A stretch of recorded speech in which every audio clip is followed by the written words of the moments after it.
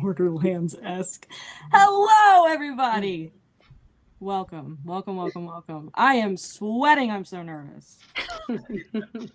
Thank you all for being here. I appreciate all of your comments. We got so many. Hello from Arizona. Hi, everybody. Click through some of these. Hello from New York. Hello from North Carolina. What's going on, everybody? Borderlands. You know, I haven't played Borderlands in some time. I did hire a guy on Fiverr to do that music for me for the podcast, and we will get into that in a second. First, welcome to the Morbidly Curious Book Club. This is an 18-plus nonfiction only book club where we dive into the macabre and read some weird shit. Okay? This is our first live show discussion. Hello, welcome. I can see you guys from YouTube, Facebook. We do have people over on Instagram watching you guys. I cannot see the comments from Instagram from StreamYard here, but we can see you, and if something pops up, you guys have a question, I have mods that are going to text me. Cool? All right. Let's get into this. First of all, I'm joined by some incredible people that I want to show off to you. Please introduce yourselves, my guest hosts here. Hello, I'm Mike from beautiful, dark Miami. Glad to be here. I'm Brittany. I'm in North Carolina with Patches. I'm Cam. I'm also in North Carolina, a little further away from Patches and Britt. I'm Christina. I'm out in Colorado where we still have some sunlight right now. Yeah. I'm Annie. I'm in Tallahassee, Florida. Ooh, I love this. And also, as you can see from Cam's username here at the bottom left there, name, she is the head of our Morbidly Curious Triangle chapter. So as you guys, if you guys are new here, so this is a virtual global nonfiction book club. You guys can join in from anywhere, but we did start doing chapters last year. So if you wanted to attend a local chapter, or if you wanted to start one up, you can head on over to our website and do that as well if you would like to speak to people in person. I know we used to do a Zoom call for our meetings, but the book club is almost at 16,000 global members, which is nuts. So got a little too big for the Zoom calls, and a lot of people weren't as comfortable talking on the Zoom call, and they wanted to meet in person. So we have chapters. Also from the book club, you guys can check out a couple of the goodies that we do offer. Of course, this is our February meeting where we are discussing Tremors in the Blood by Amit Katwala, Murder, Obsession, and the Birth of the Lie Detector Test. We do have a companion podcast where I chat with the author of the book. So we're in season 2 because I started that in 2024. So if you guys would like to check those out, we do have some bonus episodes, and we do have some archive episodes as well where I speak to authors that we pick their book before 2024 as well. So that is available wherever you listen to podcasts. We also have merchandise. If you guys want to show off your goodies here. Yes, we got some t-shirts, we got some fun stuff. And we got some bookmarks. Yes, so this year, super exciting. We started up the Morbidly Curious Book Box subscription service. Thank you so much, Stacy. So nice to see you here. We started up the Book Box subscription service where you guys can get the books sent straight to your door with some sticker goodies. Shout out to my friend Annalise out of Charlotte, North Carolina, who puts together these for us. And also the author did us an incredible favor of signing book plates for us. So if you guys are interested in that, again, just head on over to, oh no, the Instagram isn't working. All right, if you guys cannot see us on Instagram, I apologize. StreamYard and Instagram do not like each other. That's why I had that up. Okay. Head on over to our website, and it's at the very top, and you guys can subscribe. We do these kind of far in advance. We want to make sure that you guys get the books on time. So right now, if you go to our website, you will see that the April box is what's available. But if you wanted February and or March, just send Fred and June's an email. That's the local bookstore that I work with. Hello. Thank you so much for supporting it. Go check out the podcast. It was a great conversation. Anyway, hello from Tallahassee. Somebody said hi from Tallahassee. Hi. Love it. All right. Thank you so much. I really appreciate that. It was a great conversation, and I think it's a really fun addition to the book itself, because sometimes the authors can clear stuff up. Sometimes we can deep dive into what got left out, etc., etc. Okay. So if you don't know, Tremors in the Blood is about this. Late one evening in the summer of 1922, Henry Wilkens burst through the doors of the emergency room covered in his wife's blood. Dun, dun, dun. Was he a grieving husband or a ruthless killer who conspired with bandits to have her murdered? To find out, the San Francisco police turned to technology in a new machine that had just been invented in Berkeley by a rookie detective. Hi, Nikki. A visionary police chief and a teenage magician with a showman's touch. John Larson, Gus Vollmer, and Leonarde Keeler, Nard? hoped the lie detector would make the justice system fairer, but the flawed device soon grew too powerful for them to control. It poisoned their lives and turned fast friends into bitter enemies. And as it conquered America and the world, it transformed our relationship with the truth in ways that are still being felt. As new forms of lie detection gain momentum in the present day, Tremors in the Blood reveals the incredible truth behind the creation of the polygraph through gripping true crime cases featuring explosive gunfights, shocking twists, and high-stakes courtroom drama. Touching on psychology, technology, and the science of the truth, Tremors in the Blood is a vibrant, atmospheric thriller and a warning from history. Beware what you believe. Dun, dun, dun. I need, sound effects, like a sound effect board.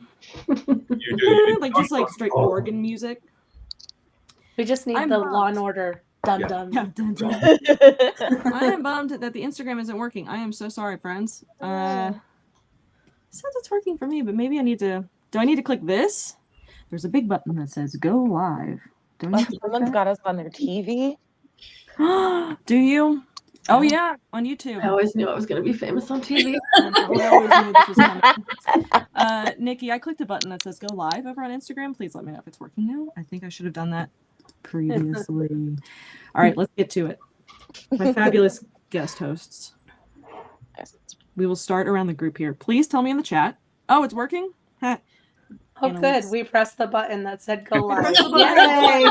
Shout out Annalise. Annalise is the one that. As we talk about technology and stuff. You know what? Growing pains. It's fine. I don't do this weekly for work. Anyway, let's go around the room here. In the chat, please tell me what you guys rated this book. Mike, we'll start with you. What did you rate this book? And you could do either on a scale of 1 to 5 or on a scale of 1 to 10, like I know the book club's website does do. I gave it, if I was pressed for a number, like an even number, I would have given it probably a 5. But in my head, it's a 9 out of 10. It was so good. I really enjoyed it. So 9 out of 10 or 4.5 out of 5, something like that. Perfect. Love that. Britt? I only do the books out of 5, so I said 4 out of 5. Okay. I really liked it. Cam, let's hear it. I was 5 out of 5. Me too. Yeah. Christina? I have actually the same rating as Mike. I was a 5 out of 5, and then on book clubs it was a 9 because I just don't like to play around with those halves and quarters and all the things Storygraph lets you have. Yeah. Oh my God, there are so many ratings come in. Okay. We got 3 out of 5. Yeah. We got 5 out of 10s, 4 out of 5, 4.5. Okay, Annie. I'm not going to mess up this time when I told you I hate something and then I tell you a number that makes it sound like I talked about you the other day, actually. Yes, go ahead.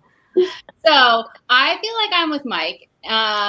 Somehow it's not all the way a 10, not all the way a 5, but I couldn't really tell you exactly what's missing. I want to say, I would know it if I saw it. Yeah. But yeah, I would say 4.5, 9 out of 10. I really liked it for how fast I read it and finished it in time. Yeah. It went well. I love that. I too gave it a 5 out of 5. I thought this was super fun. But of course, if you did not like it, that is totally, totally fine. We accept that. If you DNF'd it, if you threw it out the window, I suggest you don't do that. But if you didn't like it, it's fine. It's not the paper's fault that you don't like it. Treat the book nicely. We don't throw books in this book club. I think this we is going to be a theme. them, but we don't throw them. You don't throw them unless you throw it at somebody and they deserve it, you know? Well, I did once throw the Son of Rosemary because I was very mad about that sequel to Rosemary's Baby. I can't remember the last time I threw a book out of just pure WTF, you know? Oh, my cousin Chelsea in the chat. What's up, Chelsea? I actually thought I was going to hate it, but I loved it. Watching it on the TV is a game changer. Christine, you're just... Somebody needs to make your IMDb now, girl. Exactly. One person's 1. It's so true. I'm so proud of you, Annalise. Me too, Annalise. Yay! I love it. So, overall thoughts. I know we've talked about some stuff already within the ratings, but let's go back around. Would you recommend this to other people? What did you think of the writing? Kind of give us just like a 5 to 7 minute, like, here's what I liked, here's what worked, here's what didn't. Dive into that rating just a little bit more first, starting with Mike. Okay. I really did enjoy the writing style, and it's maybe the first or second book I've read like this sort of narrative style, like almost like a fiction book. Mm-hmm. But, it's story and then story and then story, and he'll intertwine the stories a little bit, but it's sort of a complete story, and then he'll talk about the characters a little bit later and sometimes bring them back. I really, really enjoyed that. That for me, there was a lag in the middle. So, and I mentioned this on the book club Discord, that probably from about page 120 to page 180, the stories seem a little less connected to anything else. And like some of the people in the chat, I would have liked a little more of the science, because I'm a big nerd and like the science. But it picks back up in the last, 120. Thanks, Candace. Hi, Candace. Yeah. Someone agrees with me. I'm just so excited about that. The way he brings back like the stories, it reminds me a lot of Mike Birbiglia, the comedian. If you, I love him, yeah. Where he'll start telling a story and then he'll just go away from that story, but 15 minutes later, Mike will bring back in like little bits, and like Gus Vollmer kept kind of flitting through the book. He'd leave it for a while. I think that the thing that kept me from a 10 out of 10 is, and this may be just an annoyance to me personally. It's valid, whatever it is, I'm ready. Yeah, the timelines kept flitting back and forth between the stories. So he'd be in 1930, and then he'd start telling a story that was in 1927. And I'm like, oh, okay, where is Vollmer in 27? Is he in Berkeley? Is he in Chicago? Is he like, I know he left at some point, so I'd have to flip back through the book and say, oh, Vollmer went to Chicago on this. And then, in 31, he became a little longer there, and then he went back west. So I guess that's the one thing that really kept me out of it, the moving back and forth without really grounding it in I'm going to start in the 1920s and just consistently move forward into the 30s and 40s and so on and so forth. Yeah. But again, that's such a minor nitpick. The story was so good. The stories were so good. I really... thank you, Future Ghost 49. I appreciate that. But that being said, the coda for me pulled a lot together that I really sort of needed to closure on, if you will. Yeah. So yeah, I really like the coda and the afterword and all that sort of thing. So if you read it and said, I'm not going to read the coda, I'm not going to read the afterword, do yourself a favor, take 10, 15 minutes and read those, because I think they're worth it. Totally. Yeah. Totally. Loved. Thank you, Mike. Brent? Okay, so overall, I really enjoyed it. I love the writing style, and I love narrative nonfiction, so I'm all about that. And the way the story was told. But like Mike said, it was pretty choppy at times, and for me, that was what stopped me from doing the 5 out of 5, because it jumped around so much, and I felt like it lost a lot of fluidity. So it lost me at times, because I was like, wait, where are we? What are we doing? Okay, let's go back. Okay, now we're back at the crime again. Like, it just was very jumpy, kind of like my camera is right now. So it works out. But I would totally read other things by him. And overall, I really, really enjoyed the story. I just missed, there was just something kind of like what Annie said earlier. I don't know exactly what it was missing, but it was missing something. I forgot I had banners for this. Me? Yes, go ahead. So I really like this book. Like I said, 5 out of 5. I would recommend it to other people. One of the blurbs on the front of the book says, everything a reader wants in a true crime book. And for me, that was true, at least. I really liked learning about all of the different cases. I liked the way that the author structured things. For me, it was more of, he kind of set up a thesis about this is what's going on with the lie detector at this time, and then kind of went through all of the applications, because so much of it it was developing, and so the only way for them to develop it was to use it on these different cases. And so I was able to understand why he was feeding things in that way. I really liked the whole narrative about Henry Wilkens and the casters. Like, if he had just taken that out, I would read an entire book just about Henry Wilkens and the casters and all of them. If he had done this as like an aside, like, oh, also by the way, the lie detector started being used around this time, that would have been fine. So I really, really like this. I love narrative nonfiction. I loved the coda and the epilogue. Like Mike said, it really tied everything together. I think there are some criticisms or some things that might not make sense earlier in the book, and then it takes a minute because you got to get through those other 300 pages, but you get to the epilogue, you get to the coda, and you're like, oh, I understand. Oh, that makes sense. Oh, I see. And it really it felt like I'd been watching a TV series, like a 6-episode series, and the epilogue kind of felt like that black scene at the end of a finale with like just words, and it tells you how much money this person stole, and they were in prison for 30 years after, like all of that stuff. That's exactly what it felt like. So I really loved it. I think overall that was my whole opinion. So. Love. I have very similar sentiments as you. Christina, before we get to you, I do have a question for you. How do we feel about the reference section size?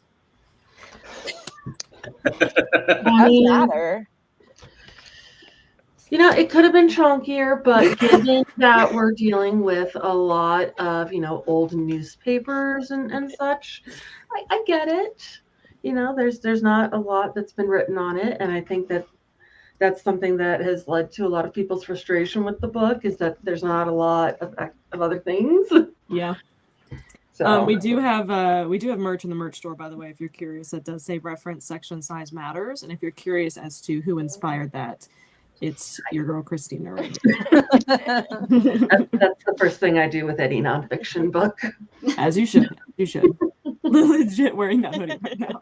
Thank you, Laura. All right, what'd you think? Overall No, thoughts? I mean, obviously for my rating, I really liked it. I love narrative nonfiction. It makes it easy to read, which is, kind of weird coming from somebody who also really loves our dry books that are hard to read. But definitely came in handy, given that as of yesterday, I was like 40 pages in. So really helped to get it read really fast. Love it. I don't think I noticed the choppiness that other people are talking about, but I also don't know that I pay the best attention to dates. I'm like, wait a minute, why are we now in Chicago? I thought we were in California. I must have missed something. It's fine. So I'm sure it was there, but I thought it really flowed well and told some interesting cases that are kind of just at the start of using this technology and trying to get it to be something that the police can use so that it can then go to courts and influence cases. And, it's always interesting to see these like pure science guys like our guy Gus being like, this is perfect. It's going to be great. Everything's going to be just quantifiable, no questions asked. And then other people are like, yes, but could we make money on it? Yeah. Because if we could make money on it, that would be better. Mm-hmm. And just kind of seeing the way that like all of those relationships between the three of them were built up and then started to break down as they all wanted to use the technology in different ways. And kind of feel like my guy Larson got the short end of that stick, but also kind of seems like he was a little intense. Is the word we're gonna go with. We talked about that on the podcast as well, where Amit Katwala is kind of, and we'll get to this later too, but it kind of equating this to just inventors in general. Like, I'm sure it starts with pure intentions, because when you get to the end of it and you see these quotes, was it Larson who was the one that was like, I wish I never had any part of it. Like, I wish that I was not involved with this at all. Because you know, Amit Katwala in the podcast interview said there's a fine line between I want to change the world and I want to make money. Yeah. So, we'll get to that for sure. Annie, round us out. Okay, I just made more notes. So I'm going to go through them quick, I swear. No, you're good. Go ahead. Okay. I also love the narrative nonfiction and agree that, like I said, helped read through the book really fast. I think if it had been drier, we would have been in trouble on me finishing. But I did have, what was it called? Boys in the Town, the Gacy book. Slight flashbacks. And I think that's what, Mike, you're talking about, like skipping around. I know people had that concern with that book also, which I was fine with it. I did catch myself like at the end of some of these chapters being like, wait, what year was that? End of that page. Now the next chapter. Okay, hold on. Okay, got it. Yeah. But I did notice that. So this book probably, I was like nerding out real hard because I did criminology and psych in undergrad. Then I went to law school. So this book has like all of the things that I am interested in. So for me, I would say it was kind of like more backstory on things. Like, for example, I learned about the Fry test in law school. Did I know that it came out from this trial? I don't think we got to that in law school. And I loved like the beginning. I feel like August Vollmer was having Elon Musk vibes. Like he started out really genius and got a little cray-cray at the end when he started getting into eugenics. Yeah, where the hell did that So at the beginning of the book, I was like, man, this guy is great. Like he thinks that these police officers need to be educated. They need to like have standards of evidence. Like I was like, man, this is really great. He like wants to like learn things and like, or like teach the police officers things and all this stuff. And then, yeah, at the end, he was, I mean, they didn't go into it, but they just threw out there that he got into eugenics. So I really like that thing. So yeah, for me, this kind of like tied together thing. It's just like the string of, I always like to know like the backstory of things. Like, let me go back to the beginning and find out like foundations of something that I'm like, because I feel like so many people are familiar with what the lie detector test is, but like, I didn't know that's how it was created. And then it like gives you a different view of it now, once you know how it started and like what went into it. I would definitely read more books by this author. Actually, I was looking, I was like, I want to read that quantum computing. He's got quite the backlog. And I also super nerd out about like the mob stuff. So I loved that. I was like reading, I was like, yes, the Valentine's Day Massacre is in here. There was a lot of death on Valentine's Day in this book. If you didn't notice, somebody else was like sent it or like went to the electric chair on Valentine's Day. I didn't notice that at all. What? Yeah, I noticed that. Right at the end. Yeah. I noticed that too. Yeah. How do I always do that? Where I always pick books that have, I mean, sometimes I do it on purpose. Like the Waco book is in April, because I think that's when the siege ended. Yeah. That was a little bit more obvious. But stuff like that, though, that always happens to us. But this, the February 14th. It's a happy accident. And I will say just the last thing for this, for my overall thoughts, I agree with Mike. I think the coda was great because it like brings you kind of now back to, you've been in the 20s and 30s, and now it brings you back to present day to be like, okay, now where are we now with this? Oh, and I did want to say one more thing. I don't know if this is a question more for later, but I have my book open to one of my little highlights. You're good. Good. And I know people keep talking about like wanting to know the science of the lie detector, but I'm with Larson on page 248, where he says that basically the underlying theory of science of deception never got formulated. Like that's what he wanted to do. That's what he started to try to do. And then the science fell off because it got too popular, too publicized, the money-making part. So he was like, without an underlying theory of the science of deception, an explanation of why exactly lying would show a telltale pattern of physiological activity, the machine was a little better than a parlor trick. So I'm like, well, so yeah, I don't know that there's that much science to talk about unless you want to know like how blood pressure cuffs work. But like, it's really not. I don't know that there's. I feel like there's medical science behind it, like the normal testing that you would get done at the doctor. Like you could talk about how that kind of stuff works, but as far as how it works for the lie detector, I feel like it's much more an art than a science. And like he said, the science part kind of fell off early. So that was just my take on that little snippet. Yeah. No, that makes sense too. And I think this is a great example as well. Is there a psychology behind it other than, does somebody who is nervous, is that able to tell us anything, I guess? Like if somebody's nervous about something, I need to turn down the lights in front of me because I'm like seeing stars. I was going to say real quick, if I was in a position where I was in a police interview situation and they gave me a lie detector, whether I was guilty or not, I would be nervous as hell. I'd be like, there'd be no way. Right.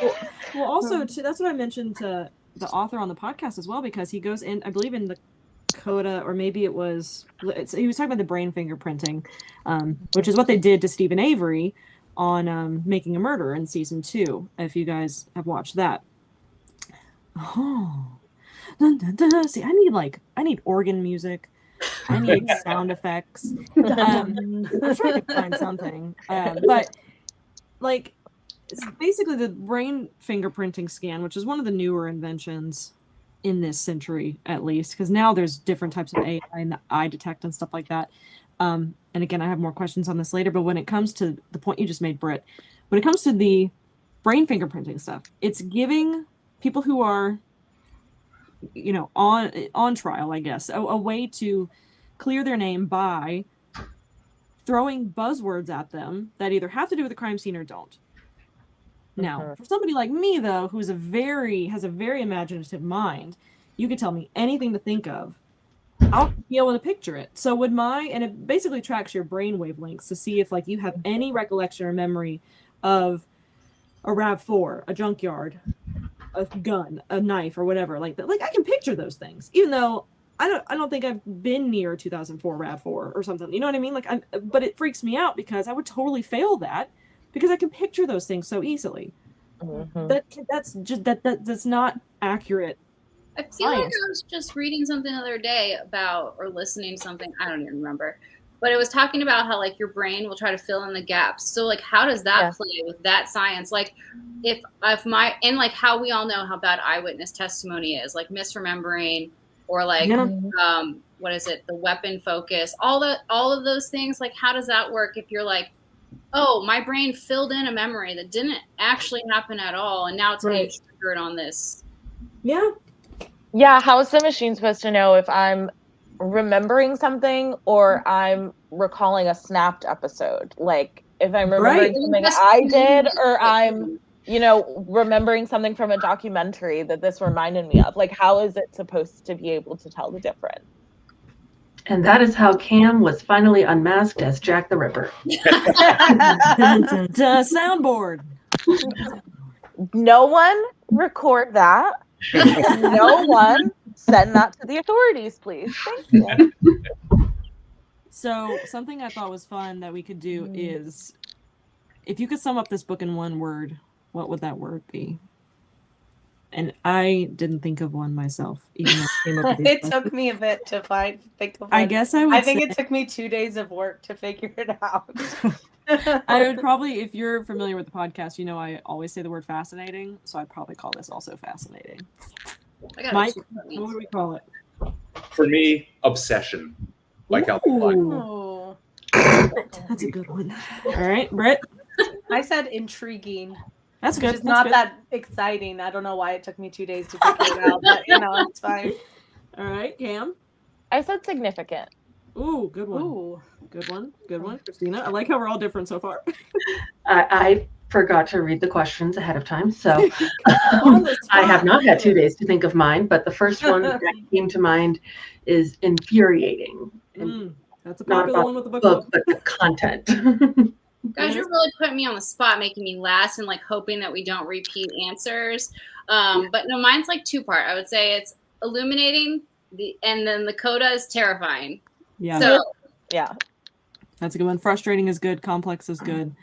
And yes, also Gwen, that's a good one. The polygraph is really good at only getting people to confess to things, whether or not they actually did them. But Lord have mercy. So my next question was actually, has anybody taken a polygraph before, and what was it like? I don't think anybody here has, but it sounds like some people in the chat have.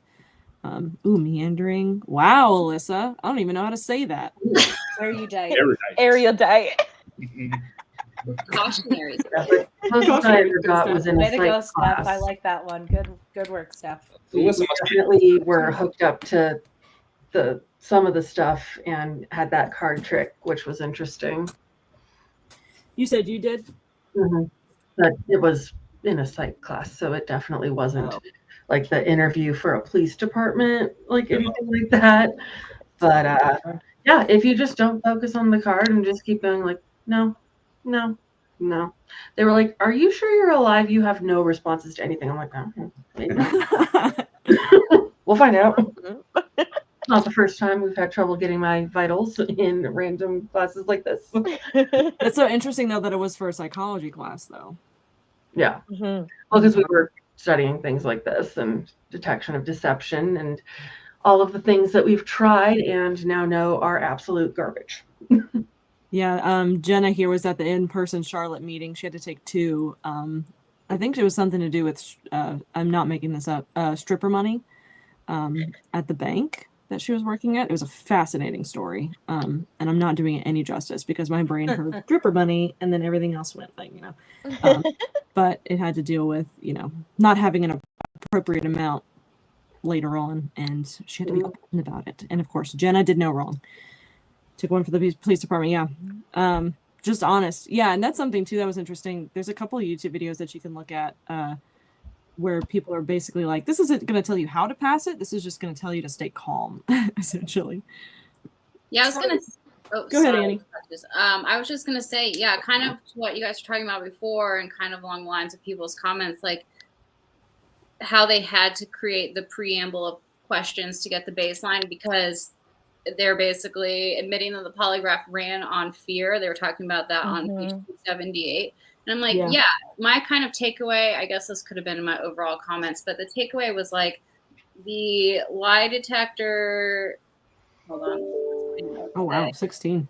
My lie detector. I have something in my eye. Keep going. I'm listening. It's like it works because of the idea of the thing, not the thing itself. Right. That's what I wrote down. Like, it's not the lie detector that works. It is the like stress and anxiety and fear that if you've actually done something, although I feel like, I mean, my therapist before has told me you are the person with the most Catholic guilt to not be Catholic I've ever met in my life. So like stuff like that, like you could not be guilty, but you're sitting there like, oh my God, did I do that? I don't know, false confessions. So like all that plays in. So like, yeah, it's just the whole like concept of being tested, even though it doesn't work.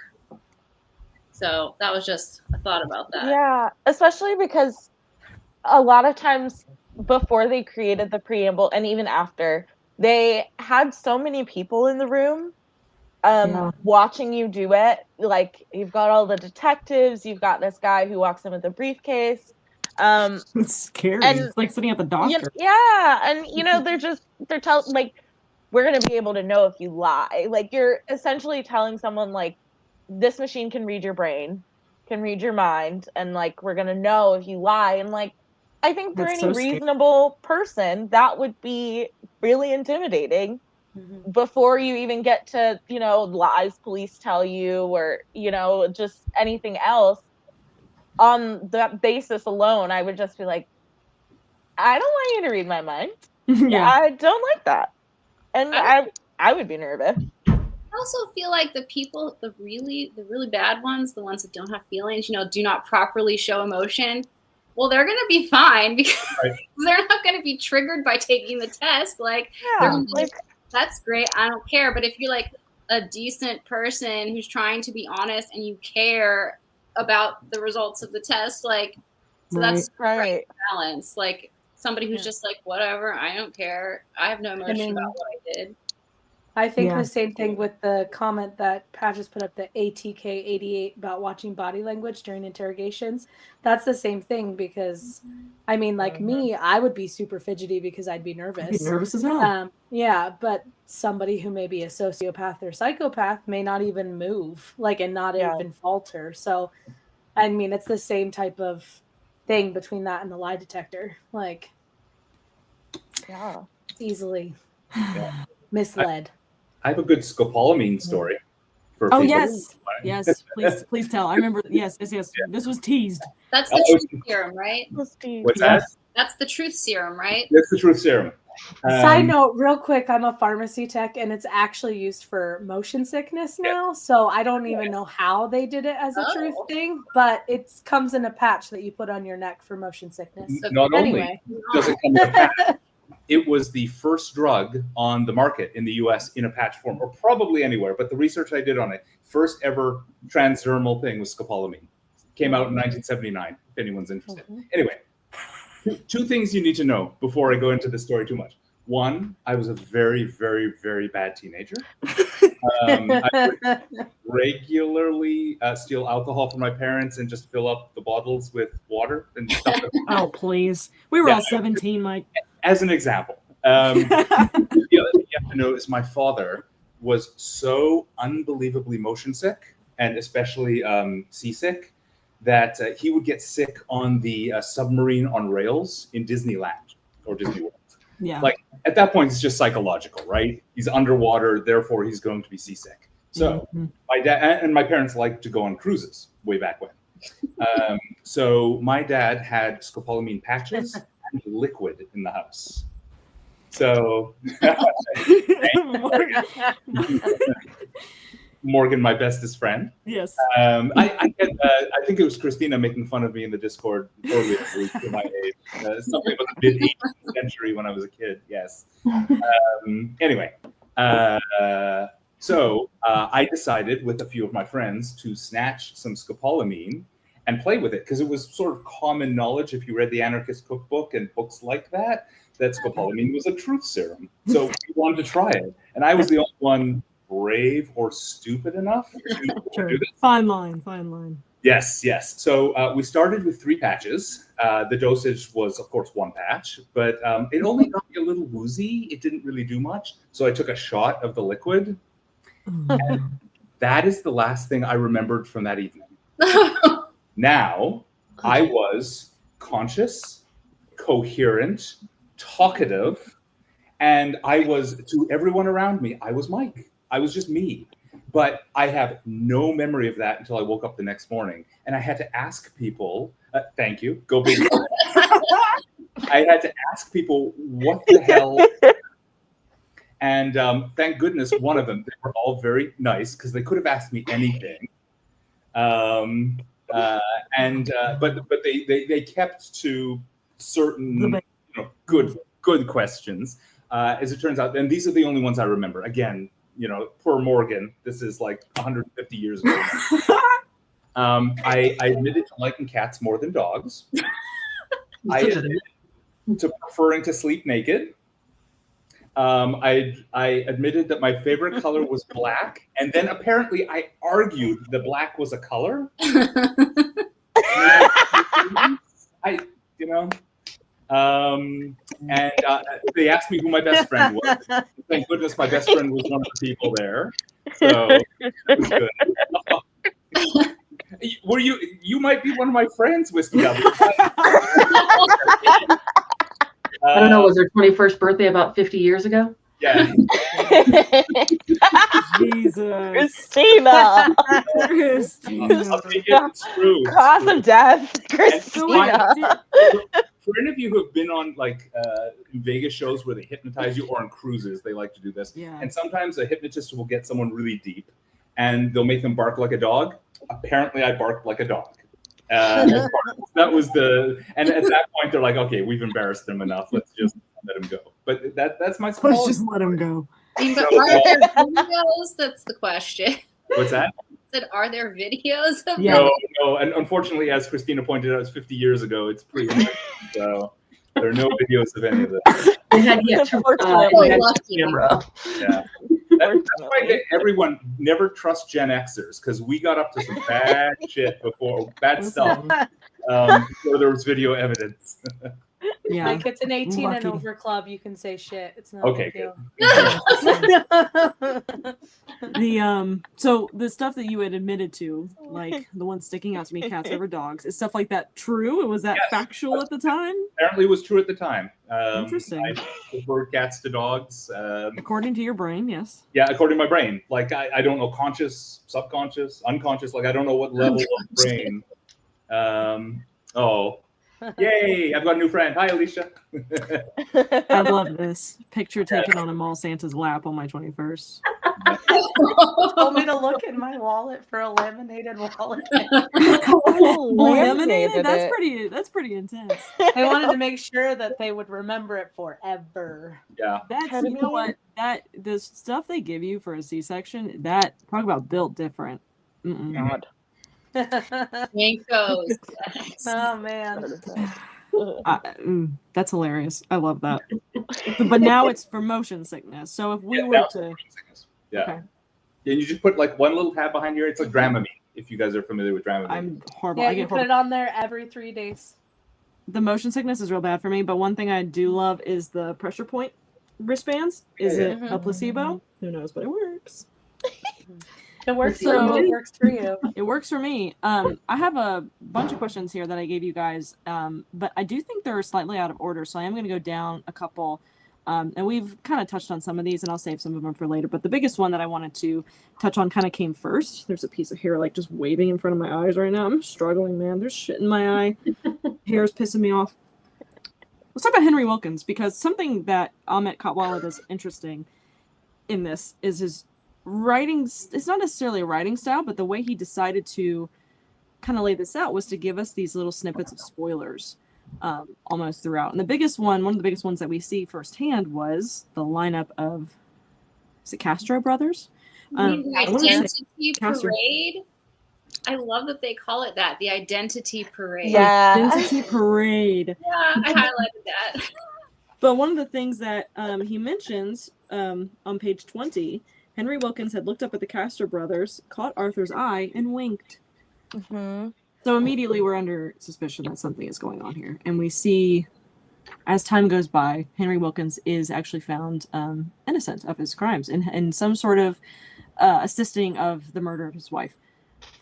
Thoughts on this? Do you think Henry Wilkens was actually guilty and I was incorrectly? Yeah, I mean, I think he did it, but I also think that they didn't have enough evidence to convict him. So I get Correct. why they I think didn't they find him. didn't do enough. Yeah. Yeah, I definitely thought he was guilty. I really liked the way Emmett wove in like a lot of those. Yes, Tam. I really liked the way he kind of added in those little bits of like him winking. I think when he met the other Castor brother or the cousin or whatever and gave him money on the street, I wrote in my book, I was like, got you right there, got you. And even in the podcast with Emmett, I think I saw a comment about it. Emmett says that those were facts that the Castor brothers admitted to later. Yeah. And they're in the public record, and like that's how he found them. So I think Long live our queen. So yeah, I think a lot of those things were they were really interesting. And yeah, I was definitely like, he did it for sure. Yes. Well, that was one of my questions for him, was like, how did you know that he winked at him? Like, how did we have this information? And yeah, it was part of the newspapers because one of the Castro brothers said, Oh, totally winked at me. He was Guys, I singing thought like he a did canary. it since the part in the book when they described him coming up to the car and his wife getting shot. Right after she got shot, I was like, yep, the husband was in on it. It didn't. Yeah. I was like, in the first 5 pages, I was like, yep, the husband Yeah. You're like, oh, honey, I got you. I'm going to save you. Oh, well, my gun doesn't work. Exactly. It What was you going to do? like him like casually getting his gun out, but like not really doing anything with it. And then But I will say yay for all of us women not being like the 3 women on the jury who all voted that he was not guilty. And I'm like, excuse me? Why are all the women voting not guilty? Hello. Yeah. For all I the was dirt. gonna say, Well, and they had the thing where they talked about how the judge's instructions confused them and made them think that they were supposed to vote not guilty. His like, And they're like, well, little I was just trying to comment. do what the judge told me to do. And I'm like, ugh. such an No. excuse. no, I was gonna say I knew, I was pretty sure he was guilty. 1, after the wink, and then 2, on page 23, after he hits Anna twice in the face, she says, "Why should my husband beat me like this?" Anna cried. Henry's response was chilling. "Well, nobody saw me do it." And I was like, Oh. he killed her. Yep. Like 100% done. Yeah. In the So words it was, of Taylor yeah. Swift, I think he did it, but I just can't prove it. Exactly. Yeah. That's what I sort of wrote down. Like, I don't know. You know, he didn't pull the trigger, but certainly he's in the conspiracy somewhere for sure. Yeah. But other He's than an that, accessory for murder and planning he's a a murder horrible for human sure. being. Like, unquestionably an awful human being. And Really bad husband. yeah. God, I know. And Yeah. also, we were, Alyssa was mentioning this too. The first mention that he was hanging out with Anna's sister-in-law. I knew it! I Yeah. was like, please tell me this is not what is about to happen. I think the first time they like mentioned him, I was like, oh, that's interesting. And I think I had just kind of like rolled off of our January book, and that also kind of husbands killing their wives. yeah. And I just Yeah. I don't know. I was just kind of like Henry and Edward Ruloff sound really similar right now, and I just felt like and then the sister was there, and I was like, she has something to do with it, like one way or another, she definitely has something to do with it. Yeah, and I and think she then- was the motive for it. When he's found not guilty and they do the picture, I don't know if you have that picture, Patches, but Mhm. with him and the kids, he's so old. Mhm. Like, and the kids are so little. Like, legitimately, I'm like, Yes. that man is like way too Well, they old tried to have say that he small of aged children. during his trials. You know, I'm like, well, that's a lot of aging, sir. Also, I like the comments that keep saying "No Body, No Crime" by Taylor Swift. Yes, love It's a that good song. Well, I agree with Anna Maria when they started Yes. describing how he was like so I mean, not that you wouldn't be distraught after your wife dies, but I don't know, just the way that the author wrote it, I was like, yeah, I don't believe that grieving for 1 second. Yeah, Yeah, the crying and the heaving and the not being able to calm down, and yeah, I was That's just also like, true. I was like, you really love her, huh? That Mhm. that's interesting. I'd really love to get those gloves off so you can get the Yes. jewelry off. I was about Right. to say, and then noticing that he was doing that. Like, somebody is as nosy as I am, because they were watching all of that. Yeah, that's true. Yeah. Folks aged aged real quick. I was expecting he was 23. I feel like Alyssa's making fun of me there. I Oh, No, God. she's saying the life expectancy is longer now, so you look great longer. Yeah, She's saying. you were born in the right time. okay. She's saying you Yeah. die sooner, you look worse sooner. Chelsea's Sorry, comment. Paul That's Mike. good. Sorry, people. Oh, the lack of respect. I just love it. To you, Alyssa. No skincare, no I'm- sunscreen. I'm just used. People, Mike. Oh, Lord have mercy. Moving on. So People, we- Mike. We focused on there was a lot of things happening here, but it seemed to, start off with the lie detector actually started in the all women's dorm, right, up at Berkeley, and then we moved on to more intense, nefarious cases. Then we kept moving on, and then eventually, when we're in Chicago, we get to this Rappaport case, which is a little different. What are our thoughts on Rappaport? And there's another question on top of this question that we talked about on the podcast as well that I want to get into. Starting with, we'll get into more of the ethical stuff after this, the ethical side of things. How do we feel about Rappaport? Guilty or innocent? Oh, I felt he was guilty. Like, there was just so much circumstantial there. His last meal has to be a record, yeah. Which was amazing. And I love that part of the story, that he kept getting fed his last meal and he even said, at least I'm eating good, you know? Yeah. Right. He's like, I'm not going to the chair today. Yeah. It's interesting because it's just, there's so much racism and anti-Semitism and all that built into that story, and it's difficult. But yeah, I think he had probable cause. I think he had, I'm with Tam on that one. I think a long jail sentence, and this leads into the whole death penalty, like, is a lie detector. If there isn't a body, like, could you commit someone to the electric chair or to hang or whatever it is? And I felt about the same there as Tam. Like, I think he should have sat in prison a good long time, rather than, because more evidence could come out. But he's dead, so what are you going to do? Right. And there was a lot of circumstantial, but it hurt me. Like, I kept reading. I'm like, okay, find something. Is there anything here? But for what it's worth, he failed the lie detector, and he failed a bunch of other just. Anyone would have failed the lie detector in the conditions he was given that lie detector. Yeah, I mean, there was no way that he was going to pass that lie detector test. Yeah. Like, there was no way. People, the lights are flickering because they're testing the electric chair down the hall. Yeah, you know that if you don't get this right, you're going to die in literally in hours. Yeah. And he said, what man's blood pressure would not mount on facing such a test, knowing that a mechanism of which he had no knowledge was sitting in final judgment on his fate? Like, the writing. And I think that was just like, that one for me, and I mean, Larson was really upset that they'd done that. But I was like, that was one time when you should have said, there's no way that I can give you the kind of result you need with reporters here, 3 hours until he's supposed to be murdered. Like, there's just not enough.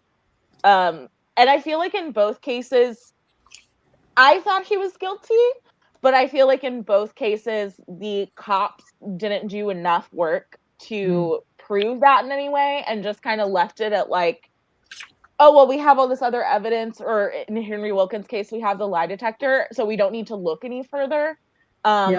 And especially with Rappaport, it's like, no, you have to do more work, like, especially if you're going to end this man's life over it. Well, and I think if they were so sure that they wouldn't have given him 6 days of execution. I mean, like that, I mean, because most of the time in death penalty cases, it is like ironclad, and they don't get a stay of execution because the evidence is clearly there. And so, so I think, I don't know if he was guilty for sure, but I think that it wasn't fair the way he was treated overall. And I agree with Tam that if they thought he was that guilty, I don't think it was enough for execution. I got 2. Amber. Calm down. Love it. Yes. That turnaround was really fast. Go ahead, Annie. I got 2 things. First, I would like to say there's a lot of bad Annies in this book. Putting that out there. Right. And I was like, really, like, what is up with this guy's mom, though? Like, what did Annie Dent, what was she doing? She was so sketch. Because I was like back and forth on this guy. I was like, yes, he did it. No, he didn't do it. I don't know how I feel about it. And then I was going to say, so I know, I forget who just said it, Britt or Cam. Somebody just said, like, you know, this is like the one time he should have said, like, I really can't make a call. And what they've quoted him as saying was, his response was, from the nature of these tests, I would not interfere with the law. And when I read that, I'm like, what was he trying to say here? Was he trying to say, like, because I feel like Keeler had some, like, unspoken concerns about the test. So was he trying to say, like, from the nature of this test, because this test sucks, so, like, I'm not going to insert the findings of this test into deciding what to do with this guy?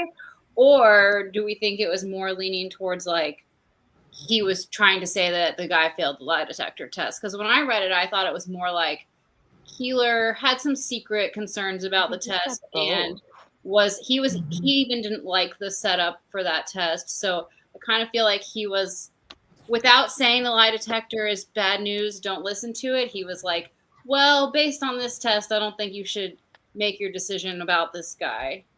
He kind of tried to hedge it that way, but then he did follow up by saying, like, yeah, it seems like he's being deceptive. So I found that Keeler, I agree with you, he had like unspoken concerns about the test, and he really did kind of try to hedge it. Like, listen, this isn't the best circumstances, and we really shouldn't do it this way, and blah, blah, blah, blah, blah. But then he was also like, but, you know, all of that considered, it does kind of look like he's deceptive.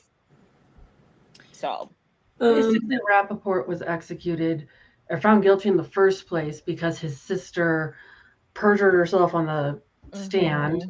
And then he was executed because the governor of Illinois didn't want to look soft on crime and was looking for something else to blame, to say, look, here's the quantifiable, irrefutable proof that he did it, so it's fine. Like, I don't actually want to execute him, but if I commute his sentence, everybody's going to be mad at me and they're not going to vote for me again. Mm-hmm. And he's dead. And we'll never know if he did it. Politics. Exactly. Yeah, and that part too, Kelsey, that Christina was mentioning earlier as well, that that's just so much. Yeah, that's going to affect anybody. Yeah. And I'm looking through, I'm trying to remember who exactly gave him, was it Keeler that gave him the, that administered the polygraph on him? Yeah. Okay. So, and that was something too, because my question I asked Amit similar things, like, okay, well, both of these are kind of ambiguous due to the time period, right? We don't really know exactly, there's not enough evidence to besides weird shit, to accuse either of these people. So do you think either of them did it? And one of his biggest things about Rappaport was whether or not he did it wasn't the point. The point was Keeler did not have that say or power to send that guy to the chair because of the lie detector. Like, clearly that's not, there were so many factors working against him. There were so many things going on. So something that Katwala brought up in the podcast on the same lines of that brain fingerprinting and the eye detect, you know, what percentage of accuracy, even if it's 99%, like a high percentage, does it warrant the death or the imprisonment of a person? Does it need to be 100%? For death, yes. Would think, right? Yeah. So it's strange that like anything below that is still like even like yeah, for not even just like the death penalty, but jail time in general as well. Like, what percentage would it need to be for the court system to be like, well, as long as it's above 95? But is anything ever 100%? Yeah, exactly. Yeah. That's nothing. I mean, I don't care if you have DNA, which I sat through an evidentiary hearing and learned so much about DNA that I did not know, and like how wrongly TV shows portrayed as being like, all right, we have the match, we know the guy. And like when I sat and listened to somebody explain a DNA profile to me, it was more like, well, this is the percentage, or like you're excluded from this profile, or like you could be, like, it's so much less precise than they like to talk about it. So even with stuff like DNA, which people are always thinking like, yep, if there's DNA, there's no question, then I just feel like nothing is 100% ever. Yeah. That's why there's the reasonable doubt standard, not. That's why you need the preponderance of evidence. We need this test with a 95, and this test with a 95, and that test with a 95, and that's enough of them. Then it's like, okay, we feel pretty confident now. And even eyewitnesses, you know, we've read that over and over. Eyewitnesses are wrong all the time. So if you get a preponderance, right? You get eyewitnesses, plus you get DNA evidence, plus you get physical evidence that's non-DNA, that you get means, motive, opportunity. Yeah. All these things, they add up to, they add up to 100% at some point, or near 100%. Now, that goes into, do you believe in the death penalty for any of this? And I don't know if we're going to talk about that. So, yeah, we can. Yeah, I'm not a proponent of the death penalty because, you know, what happens to the people who were executed before proper evidence came up, whatever stage that is in our evidentiary, you know, livelihood. You know, before DNA, before fingerprinting, before all these things. The death penalty, I would need to be 100%, and that's impossible. Therefore, I would have need to have seen the guy do it. But even then, like, I'm not a proponent of it either. And I just finished the book, Let the Lord Sort Them, which someone else in this group has recommended, and it was very good. And it might have been Amber. It might have been. But I mean, I feel like I just came up with more reasons for why to be against it, but like it's not super practical for a lot of reasons, but even just the fact that like a lot of the evidence that is used to convict someone is, I mean, there are like, I think we were looking it up before this started, how many states actually do still allow the polygraph in courtrooms. Not quite half. But right, but like a lot of states still do that. And so the cost of carrying out the death penalty is higher. You know, we have to keep them in certain conditions. They're entitled to all of these different appeals. It's traumatizing for the families to have to like go back through that over and over again. But these people are entitled to their appeals also. And so I think that that really hurt me in reading about this in the Rappaport case, that everyone was just finding a reason to kind of like pass the buck. But no one was doing it in an efficient way where they just made a decision and was like, no, you know what? We're not going to interfere. We're going to kill this guy. That's it. And so by like the sixth time, it felt like it bordered on cruel and unusual to take him through that ritual every single time. Just to say like, no, that was really hard. And I think for someone that's not a proponent of the death penalty, that one was just kind of like, yeah, exactly. And now we don't know. And, you know, this person, he could have very well been very innocent of this, and we won't know ever. Just jumping on the comment I just saw there are 21 states that do allow the polygraph to be admitted as evidence if both parties have agreed to it. And the state Supreme Court of New Mexico, as of 1983, allows polygraph results to be used as evidence in court hearings. Here in Florida too. Do you want to go ahead and read off the states that do? Do you have the list of states that do allow? Yeah. I didn't know this either. I thought it was not allowed at all. It is. Is it criminal cases or is it civil cases? Does it specify? Is it? It doesn't specify per state.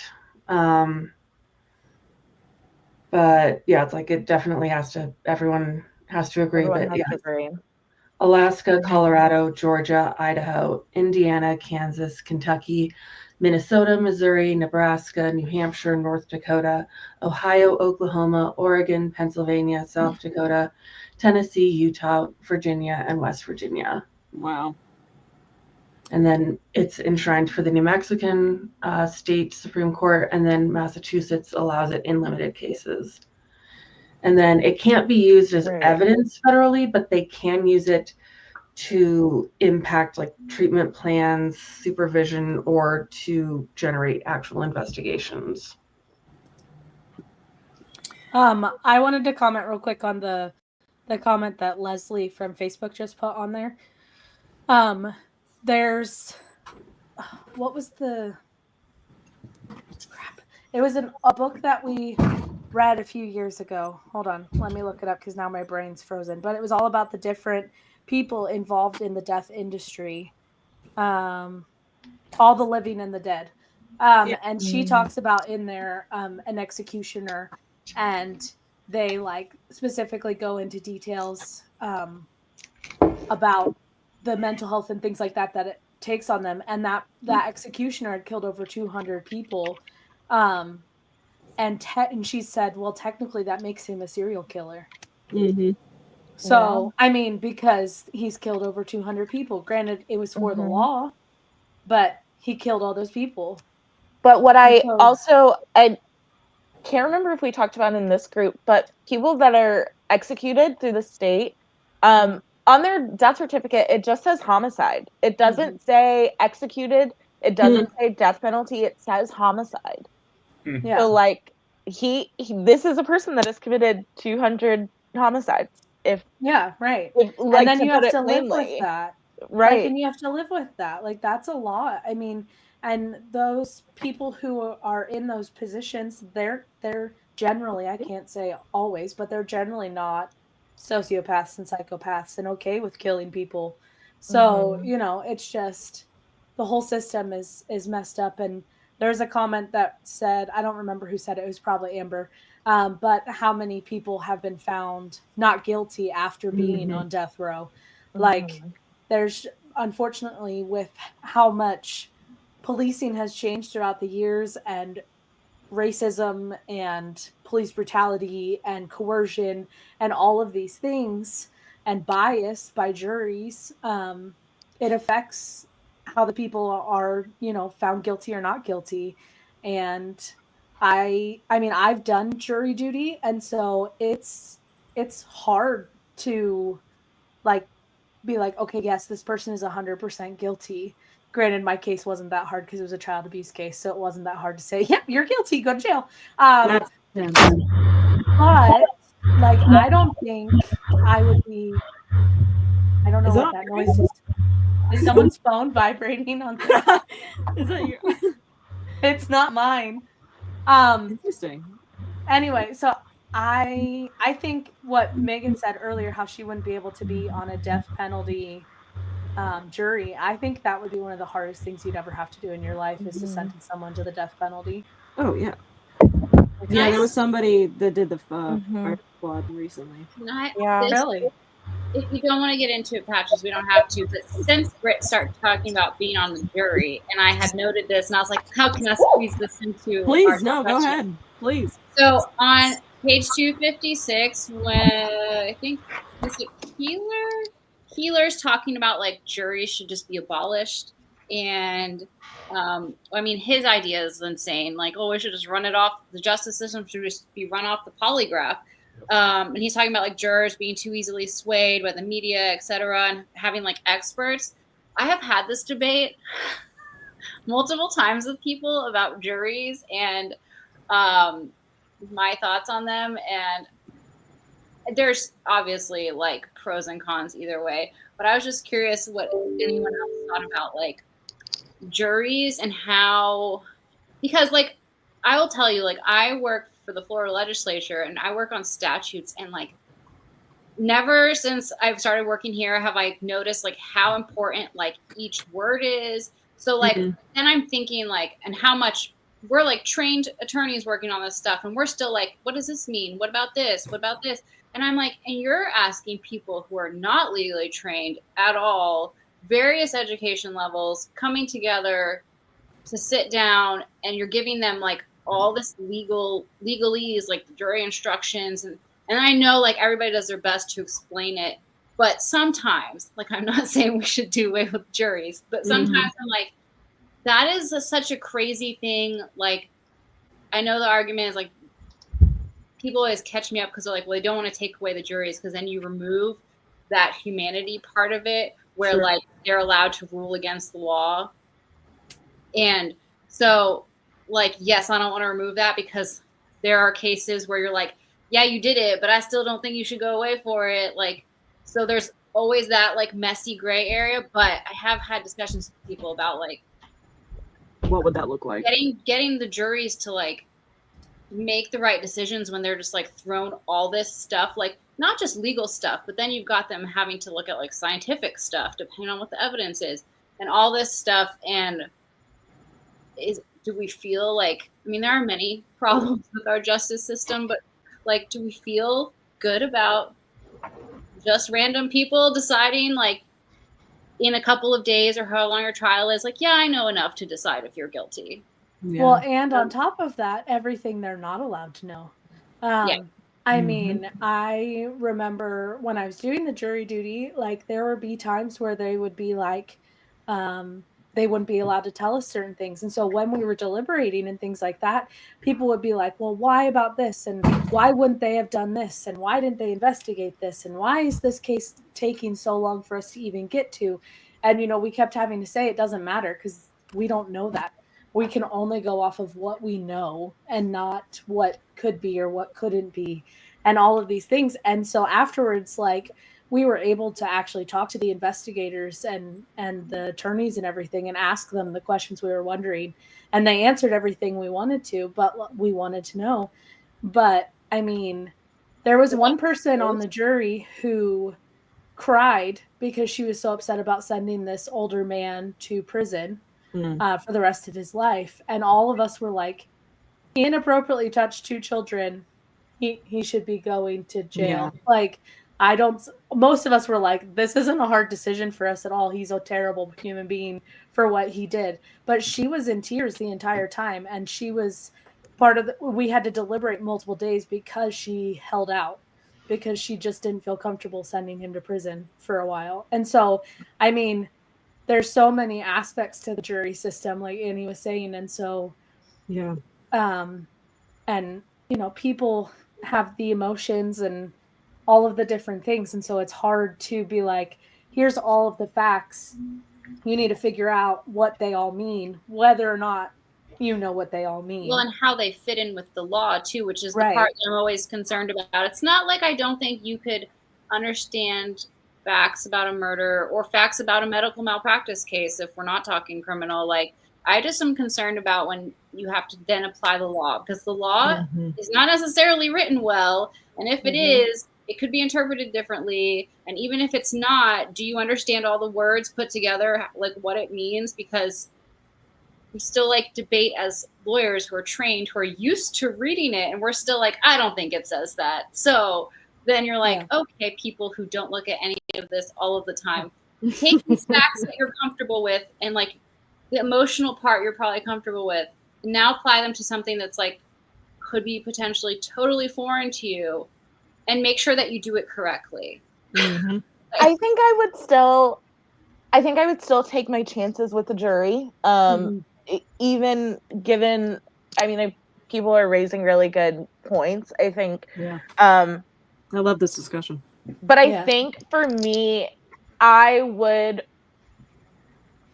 feel more confident that I could get lucky having a majority of 12 people see my side than worry that I get a judge or 3 judges that are up for re-election, are, you know that they biased, racist, whatever. A recent study just came out that showed that judges are more likely to give harsher sentences the closer they get to their lunchtime because they're hungry and they just want to get out of there. And they don't want to real thing, right? And I don't want to take the risk that I get a judge that is racist and hungry and is like, send her. Take her out. I don't want to hear anymore. Like him that in examples, nobody's following the law. Everyone's working off emotions. You're like, the jury, luck. The judges, bias and lunchtime. But I think nobody's talking about the law. But I think that is part of why we have the jury. You have to have people there that are invested in what this means for their society and their community outside of the letter of the law. Like, I think that's the human element of having a jury. Like, do you feel comfortable having this person back out on your streets? Exactly. Like, can I give my judge a commercial for them?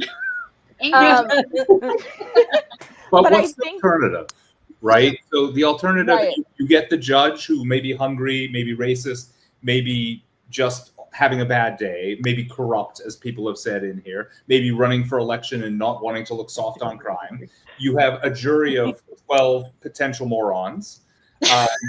So, like, is the answer you feed all this into a big AI and the AI determines? No. Don't put the I want an AI and the answer is no. Okay, no. I know, obviously. Because those hangry judges and 12 morons, those are the ones who train the fucking AI. Mike is. I think Mike wants to say Mike is kidding. Mike is kidding.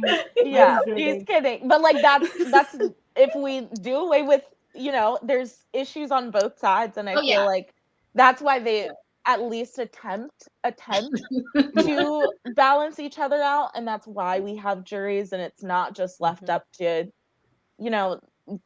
people who are judges, because I think that's also a very exclusionary group of people that.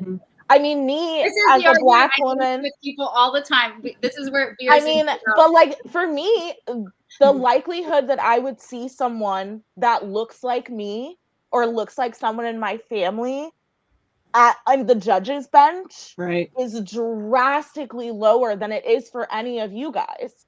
And so I have to hope, like Black people especially walking into those scenarios, you have to hope beyond hope. You have to hope with the 12 people too.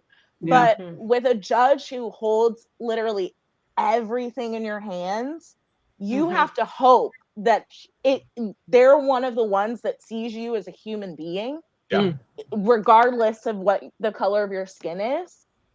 And I think there's just a greater likelihood that I could find someone in the jury that would see me as a human being first than the likelihood concept. And I think that's the part that you have to have in trials somewhere. I like what you said, that they balance each other, because you're right, because the jury doesn't know the law, and the judge is one person who doesn't have all the emotion or background or community of the jury, but the judge tries to keep the jury in check with the legal stuff, and the jury keeps the judge in check as far as being more than one person and being diverse. So I like that. It is balanced. I've only sat on one jury, and it was very boring little case. It was like there had been an accident, and we were in the stage of just what percentage of the medical bills are going to get paid, like how much are they paying for this, everything else had been decided. But the jury instructions were very long in terms of explaining to us every piece of this. They're like, this is what's already been decided. You don't need to know about this, and this is why. They've already agreed on this, that, and the other. So what you need to do is look at this, and then this person has said this, and then this person has said this. So what you guys have to go back there is agree on the number, and here's why we need you to agree on that number. So I felt like they did a good job of explaining the legal side, so that the six of us, because it was so small, we didn't have a jury of 12, we were a jury of 6, but the 6 of us, the judge and then the attorneys themselves explained the legal side of it to where I felt like I got it. Mike, that's you. How young Mike was. Every time you're watching this on YouTube. I did put that up, and I was like, is that the right mic? Yeah. Also, I was just going to say a comment to what Alicia said about community engagement to make jury duty not a dreaded job. I was excited when I got jury duty because, true crime buff over here. I'm like, oh, what do we get to do? And then I was like, I'm probably not going to get chosen anyway. And we're sitting there and they're telling us what the case is about. And they said it's a child abuse case. And I literally was like, fuck. I don't know if I can deal with this. And then, of course, I got picked and they left me on the jury. And I was like, oh, I have to do this. Yeah. But I was like, legitimately. Sorry, go ahead. No, I was just gonna say I made it to voir dire on an involuntary institutionalized, for somebody being involuntary institutionalized, and they declined to have me on their jury after I talked to the judge and the 2 attorneys about all of the mental health issues on just my mom's side of the family. They were like, "Yeah, we're good. You can go." I was like, yeah. I mean, and so it just, thank you, goodbye. But yeah, it was interesting though to be a part of it, and I, and my husband, when I told them what the case was about, I couldn't tell them specifics, I couldn't tell who it was or what happened, but I just did basic stuff, and he's like, "Oh, you're gonna find him guilty," and I was like, "Not necessarily. What if they didn't actually do not necessarily but they had enough evidence, and I felt like the evidence was enough to prove that." Oh Jesus! My God. Enough evidence to prove that they were terrible, guilty. You know, This cat won't stop screaming. I'm listening. Actually, before let's Which move on cat? to something. Jax, he won't shut up. Oh, okay. I love him so much, but he just Not the sits one there. we want. He's like, We Mom. want Randy. Not the one we I want. know. Where's Randy? I gotta grab Randy. And I know Morgan was asking about Hank. I don't know where Hank is at. They just kind of sleep and go places. We're just here for the cow. Yeah, Yeah. they're wherever. You'll trip and fall, everyone. I wanted to talk about, actually, we briefly mentioned policing methods periodically through this. Let's talk about Vollmer and his policing styles. And I know, obviously, how that ended with Vollmer. Not in a good place. That is completely something we should take into account. But I do think the beginning of the book, when we talk about all the things he wanted to do to policing, Venn diagram with like social work. What did you think of that? What did you take away from it? Some of the highlights being he wanted everybody to have bikes. He was like one of the first chiefs to buy his, team bikes. And then they had the first car squad, right? He wanted like He wanted his people out there in the community be like, know it well enough and be walking it, talk to people. Like, he had good ideas. I loved my little milkman turned police officer, and then he was a eugenics guy. Wait, can we just talk about how Whiskey W says they scream juror, but isn't that the same person who sat on Santa's lap at their 21st birthday? Yes. Yes, it was. They're allowed to have multitudes. They contain multitudes. Right. They're allowed to contain multitudes. I just thought that was funny. Come on, crybaby. But yeah, he was really wanting to do more, which is I think why he fit in so well with wanting something different than shocking, beating people up. Yeah. Which I was gonna. Yeah, go ahead. Rick, go ahead. No, Mike, you go first. You're first. Go. First. I hate being first. Well, I have to be nice to my elders. So please. Sorry. Shut up. Oh my God. Yeah, my comment was like he did so many. Well, let me say one thing.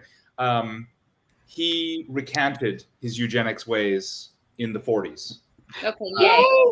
Yes. Oh, so I did a my milkman back. Yes, I did a bunch of rabbit holing into him. Okay. And, Thank you.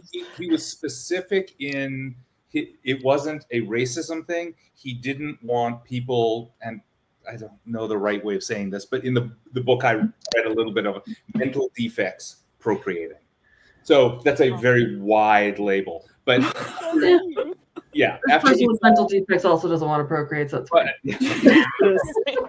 After seeing what the Nazis were doing in World War II, he absolutely recanted it all, and he stepped out of the Eugenics Society of America and the whole bit. He said, "No, this obviously can be taken in wrong directions. It's not what I'm into," and left. So yeah, okay, he had a bad time, but he eventually pulled himself out of it. Anyway, I think his heart was in the right place. Certainly. Oh, I'm sorry, Cam. Go ahead. Oh no, I was agreeing with Kelsey. Sorry. Yeah, Okay. she said she could like Vollmer again. Thank goodness. So, Yeah. He had the first black police officer in I don't know if it was California or in the San Francisco I think that Bay was in Berkeley. Yeah. Mm-hmm. Yeah. It's and San Francisco, I know we think of it now as sort of a bastion of liberalism, but I lived there and it is deeply divided still. Oh, weird. There is much more racism there than you would expect. So like he was doing his level best, like and thinking of technology as a lever that he could pull to improve things, stop police brutality, stop the 3-day I'm going to beat a confession out of this guy. And I think heart was in the right place. I think, and it's why I used sort of my word obsession for the book. There are so many people obsessed about different things. Mm-hmm. So whether they were obsessed about the lie detector being the one true way to determine, whether or not someone was innocent or guilty, Nard, or Vollmer being, there is only one way and it's my way or the highway. And it took him a while, but he did his thing and he learned from others. So like, I got to give him some props. So again, good heart, maybe execution lacked some finer points. Sorry. Now it's your turn, Britt. Sorry. Oh, you're fine, Mike. You're good. So I liked how he was so proactive about learning and trying to change the way that the police force was policing.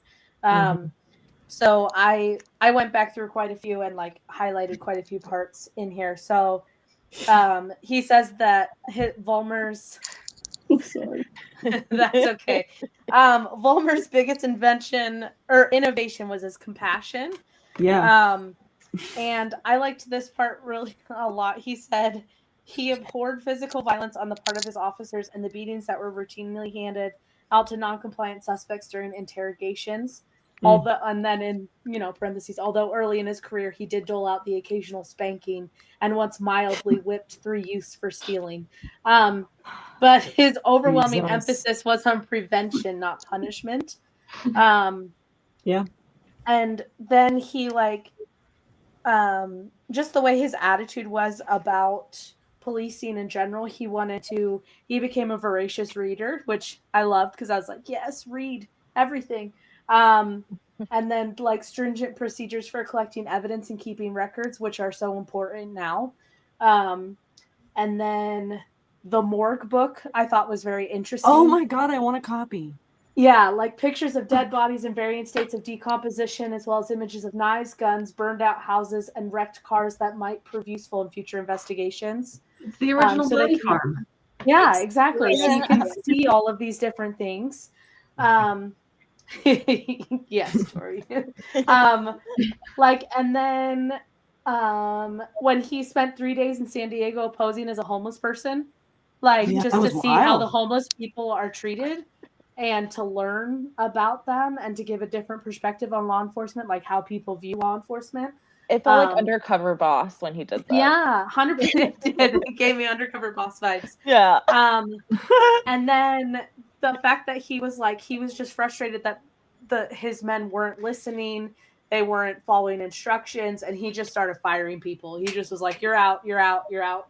And then when he decided he wanted educated, intelligent men for the police force. So, we don't want brute force necessarily. We don't want brute force. We want people who are going to actually use their brains to police and to find these people and to find these criminals and to solve these crimes. And so the other one I highlighted said the chief wanted to do more than just catch criminals. He wanted to end untruth, unmask liars, and beat back the scourge of deception.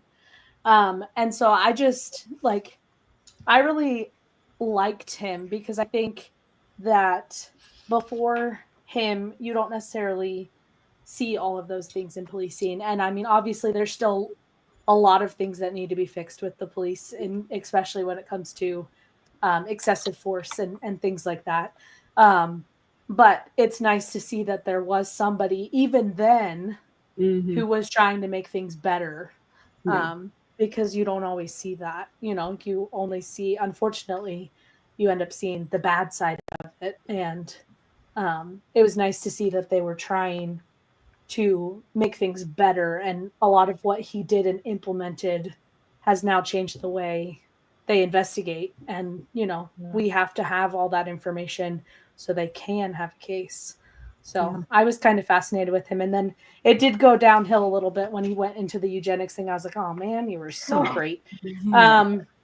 But yeah.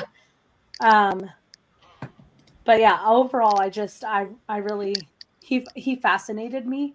I was very, as my word was, intriguing. I was very intrigued by him the whole time. And how he kind of tried to keep the two guys, Leonarde and Larson together and trying to figure it out. And then he just eventually was like, all right, I'm done with all of this. I know. But it's weird how it all unfolded, but that's great.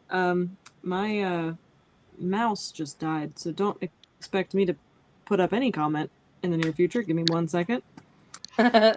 Great. Thank you, Apple, for creating such a great way to charge my mouse right on the damn bottom so I can't do shit. Thank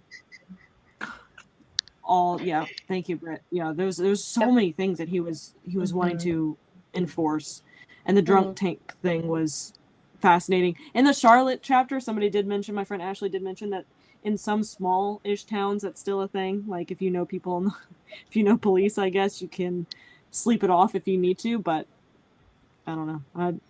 Not in Statesville. I mean, that's always pictured in small. That's always like featured in like super small towns and movies and stuff like that. Well, if you watch like Live PD or I think it's like On Patrol now and stuff, they still do that. Like a lot of places don't have like public intoxication or they'll just pick you up and they'll let you sleep it off, and they have rooms specific, like they call them sober tanks, and you sleep there for 8 hours, and usually they just have someone come pick you up. But yeah, I thought that was really nice. I really like not how we do it in Denver. I know here in I don't know what they do here in North Carolina, actually. I could tell it's I don't know. I think you probably get something. Yeah, I feel like just knowing our laws around like the ABC stores, I feel like you probably get in trouble. No, 100%. Considering the ABC stores still aren't even open on Sundays. Correct. Not an Sucks when I want amaretto and I can't get to ABC store on Sunday. Got to plan ahead. I know. Here in North Carolina. Shout out for Athens, Georgia. Go Dogs. Sorry. Hey. Go Gators. I was wrong. Apparently, we do have detox centers that police can opt to take someone to. Who knows? They have to The decide, question is, though. how It's up to often them. do they do that? Yeah, it's up to their discretion is the tough part. All right. But that's more than I thought we had, so. This is so off the rails, but I wanted to touch on the fact that Larson found his wife. Also, shout out to the wives. Kay Keeler, what a bad bitch. I loved Kay Keeler. But also Larson asking this poor woman, "Do you love me?" on the lie detector, and I've got it in a banner. Yay, Alicia. And she quickly says, "No." Oh, unethical. All right. Very unethical. No, not a fan. Especially given what I went through. I'm so glad my friends didn't ask me questions like that. Yeah. It was like, run, woman, run. Yeah, I wrote the next couple sentences. They were like married, and I was like, oh. Right. I wrote that it's a great plot for a rom-com, but it's unethical in real life. Yeah. Like, it even just professionally, you're not actually. Like, it's like the rom-com where you're like, oh my god, it's so cute, and then it happens in real life, and you're like, you're a fucking stalker. Yeah, and I felt so cringe for him in that moment. I was just like, oh, just ask her out, like, oh, just be normal, don't be right. weird. Like you've got her right there. Just like I was like, there's so many ways you could have done that without. Well, and it escalated so quickly too. Like, not just do you want to go out with me. Do you love me? And then, oh, by the way, we're getting married. So obviously it worked for them. But I mean, I also wanted her to feel like, I don't know you. Also, like, how embarrassing and like anxious would that make you? Like, as a woman, you'd be like, no, like, and then like, you lied, and it's like, but like, did I? Because I'm so like not ready for that question ever. So am I really lying, or am I just freaking out? Yeah, I would be like, listen, Mr. Policeman, I'm nervous. So I'm already nervous, and you can tell if I'm lying. Right? It's again not proving your case. So Charlotte just put up the love detector, which I think is very funny. Is there any reality TV show that has incorporated a lie detector yet? I mean, I feel like there must be. There must be. I just don't know. I don't watch a lot of reality TV, but it's such a great angle to get, a lie detector sort of woven in through it. Like, I don't know. I don't know. Well, everybody's great concept. Love never lies. Ooh. What? The moment of truth and love never lies. Never heard of those. Exist? Yes. Oh. Yeah, what were you gonna... Well, while we're Googling those, I did have a comment about Vollmer. Not to bring it back to all the serious stuff for a second, but please do. But I was gonna say a couple things. One, I also, besides the eugenics thing, I didn't really care. Okay, Larson was they all had their issues, all three of them. Mhm. But I didn't really like how Vollmer was just like, yeah, screw Larson at the end. He's like, I'm going to stop talking to you. Like, whatever, Keeler, you're my best buddy. And Larson, you're out. And I was How like, weird. based on what? Like, of course, I mean, if I was Larson, I'd be a little pissed at Keeler for taking something I invented and running with it in a direction that I was like totally not okay with. So I didn't really like that about Vollmer, that he just kind of was like, yeah, screw this guy at the end. I did think it was interesting, just me throwing politics in here, but that Vollmer during the influenza was making everyone mask up. I was like, oh, Yeah. history. And I do think this reminds me of the Supreme Court. I've had this discussion with people. There's a part in the beginning where they're talking about how he had to keep getting elected. And then they finally appointed him, which gave him more time to work on all the things that Britt was talking about, like to do the homeless thing, to, work on bringing in experts and all this stuff, because he didn't have to run for re-election every 2 years, which, like, I've had discussions recently about, Supreme Court tenure. And that's part of it, is that they're tenured for life. So they are out of politics so that they can hopefully make better decisions, because they're not being influenced or taking the time out to do political things. So I just thought that triggered me to think about the Supreme Court when I was reading his switch from elected to being appointed, so he'd have more time to do all these things that we all thought were so great. Right. Yeah, there was a comment too. Somebody mentioned, because there were so many little things that happened, and like if you missed paragraphs, you would miss weird stuff. Like at one point, Keeler and a friend, I think, went undercover as Klansmen at one point. Wait, but the DA's assistant was a Klan member, and I was like, excuse me, what? I know, but also Kay Keeler going to find all the missing Sears equipment. Oh, crazy! Yeah, but telling them, hey, I just need you to sign this really quick. I thought that was so smart. I'm going to talk to the real, true Americans. Full-blooded Americans. I know. I thought that was so funny. Oh, I don't remember that. No, I don't remember that either. But it would have been good. Doesn't mean that it didn't. Yeah, I know. Oh yeah. Yeah, the mask slackers. That was he would literally give people citations. But yeah, there were so many little things that happened in between some of these chapters, and the author in our interview was telling me, he was just like, there were some things that I came across that I just had to include. It's too insane for fiction, but nonfiction, you're just kind of like, well, then this happened, and then this happened. Of course, I'm going to add that. Yeah, that was interesting. I mean, we've all had those days where you're like, did everything that just happened to me happen? Sometimes the nonfiction book's going to read like that. That's wild. I don't know which question you were going to ask next, Patches, but can we just talk a minute about the epilogue and some of the things that I found interesting about that? Yes, please do. I will say, Nikki John over on Instagram just texted me. Jesse on Insta says lie detection was featured in the Murdoch Mysteries, which is interesting. Now that's a case that'll make your fucking head spin. Seriously. Yeah, let's go to the epilogue, and then my last question is actually something we kind of touched on already with AI and the future of the lie detector. So we'll get to that. But yeah, go ahead and let's talk about the epilogue. Okay. So I just had a couple things highlighted that really stuck out to me. So I know that there's been a lot of debate in the Discord and in this chat about the scientific facts of the lie detector test and all of that. So he does briefly touch on that. Where he says scientists have two main criteria for assessing any test. The first is reliability. Does it give you the same answer every time you measure the same thing? And the second is validity. Does it measure the thing it claims to? And then it says the polygraph fails on both counts. So, I mean, because he talks about different examiners reading the same chart that can get contradictory results, and there are huge discrepancies in outcome depending on location, race, and gender.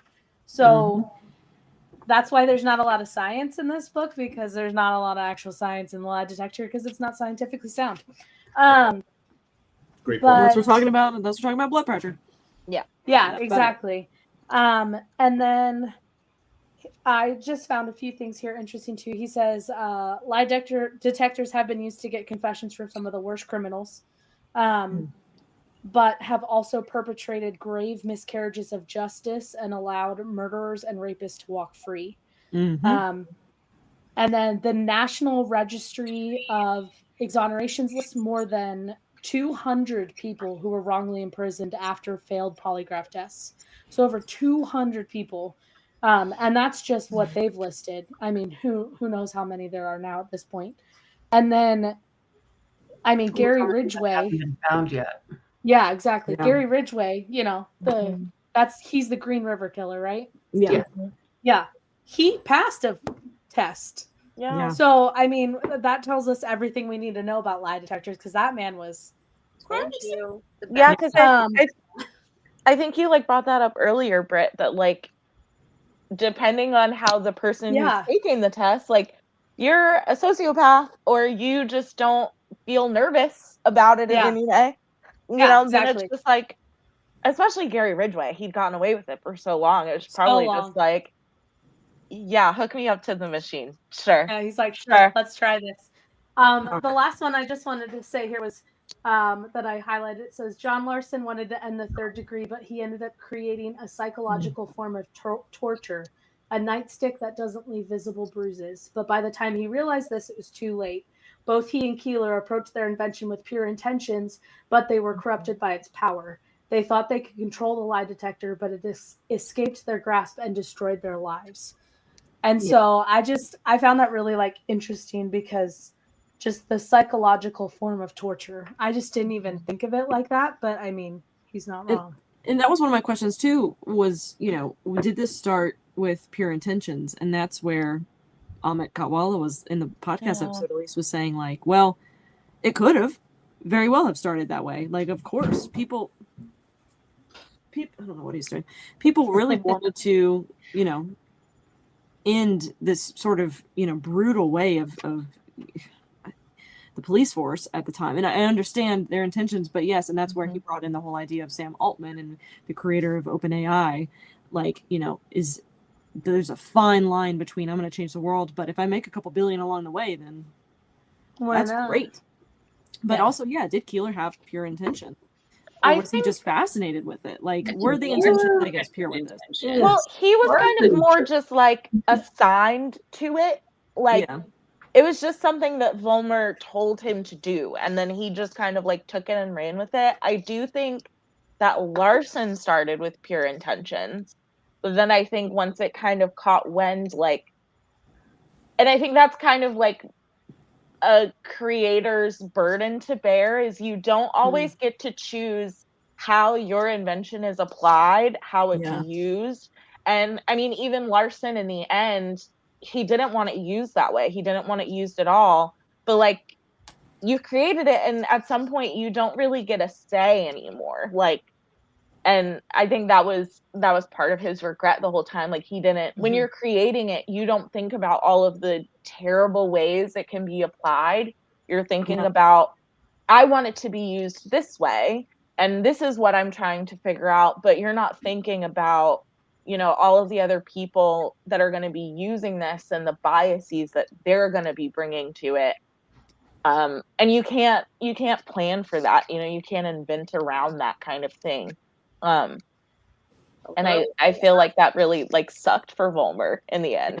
Or for Larson. I don't know about Keeler. I think Keeler I think he was just like a young kid, and he got assigned to it and then kind of figured out like, oh wait, I could put my name on this. I could get money and fame from this. Like, you know, I could be the younger, cooler version of Larson, and that could get me somewhere. And I think he was just kind of like on the road after that. Yeah. He liked the magic of it. Amy, were you about to say something? Well, when Cam was saying how you can't control what happens, and all of that, I was like, hello, AI. Segue point for Cam. Yes, exactly. Because like, I know, there was a part in here that says, far from learning the lessons from the dark history of the polygraph, we're replacing the subjective scoring of a human examiner with something that might be even worse, the black box of an algorithm. We don't know how it works, O'Shea said of Silent Talker. The AI system learned how to do it by itself. And I'm like, excuse me, what? Don't like that. That is horrifying. Like, it is bad enough to have a human examiner like interpreting results on something like a polygraph.